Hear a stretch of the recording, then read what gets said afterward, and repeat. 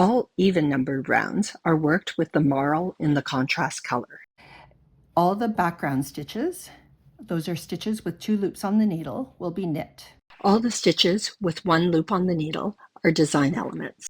Design elements are worked in the following way. If the color of the design element is in the working marl, we're going to knit it through the back loop with the color of the design element. If the color of the design element is not in the working marl, we're going to slip that stitch with the marl in back. I'll start by knitting these background stitches. This design element is in dark blue. Dark blue is not in the working marl, so I'm going to slip this stitch. This one's also dark blue, so I'm going to slip it as well. The next 2 are background stitches. I'll knit them. This is another design element whose color is not in the working marl, so I'm going to slip it with my marl in back. This is a design element whose color is in the working marl, so I'm going to knit it through the back loop with the color of that design element. I'm going to knit the next 2 stitches.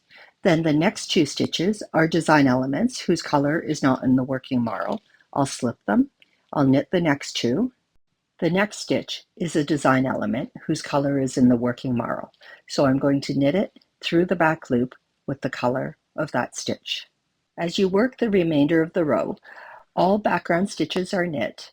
All design elements in one of the main colored yarns are slipped with the marl in back, and all design elements in one of the contrast colors is knit through the back loop with the color of that stitch.